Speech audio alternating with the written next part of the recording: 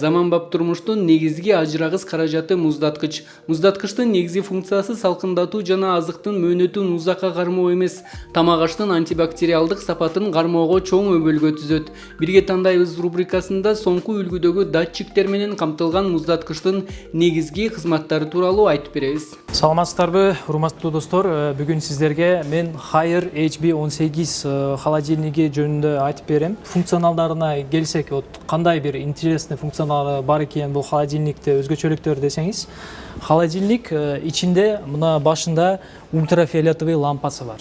Холодильникти жабып салганыңарда ультрафиолет автоматически ичинде жанып калат. Автоматически жангандан кийин бактериялар болсо, мөмө жемиш мындайча айтканда ачып калган болсо, же башка болгон болсо, срок годности өтүп кеткен болсо, ичинде бактерия чыгат. Бул бактерияларды өлтүрүп, мындайча айтканда ден соолуктан мындайча айтканда защищать этип турат да.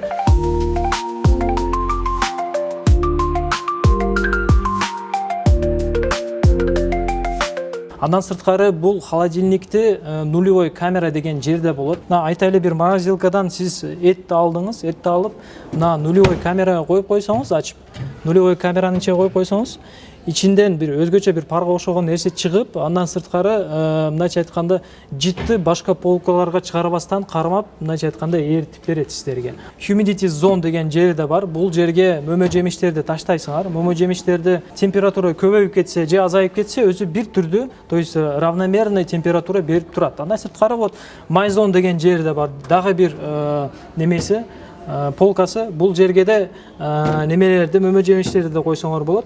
И торт, порт, андай ошого окшогон нерселерди салып койсоңор болот, чтобы скоропортящий, то есть тез бузула турган нерселерди ушу жерге коюп койсоңор, уларды мындайча айтканда бузула турган срогу анча неме болот, көбөйөт и мындайча айтканда тез бузулбайт да. Ошону катырыш керек. Катырыш үчүн мына доскага бүт бар нерселериңизди жасап кое бересиз.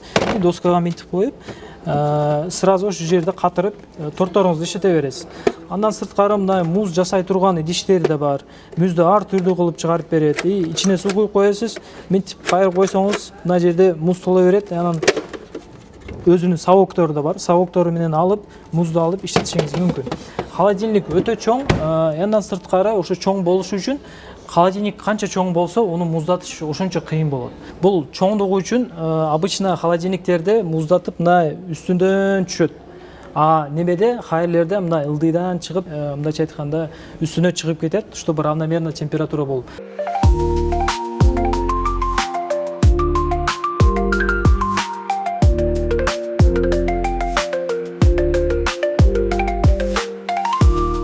Ошончо канча көп неме салсаңыз да, мындайча айтканда, обычно холодильникке көп продукты салып жиберсеңиз, температурасы тез түшүп кетет, потому что уже муздатканы холодильник үлгүрбөй калат. А бул холодильникте андай проблема жок.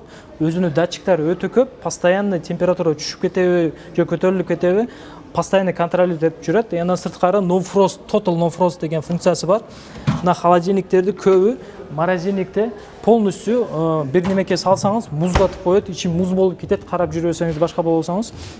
А бул холодильник ичинде датчиктери өтө көптүгү үчүн муздап кетсе де, башка болсо да, өзүнө өзү разморозка кылып, кайра заморозка кылып, өзүнө өзү разморозка кылып, полностью контролдеп турат. Самое главное, сиздин продукттарыңызга эч беле болбосо, ошону оңойчулук кылып жараткан компания. Ошо холодильникти сиздерге сунуштайм, эң жакшы мындайча айтканда выборлордон бири.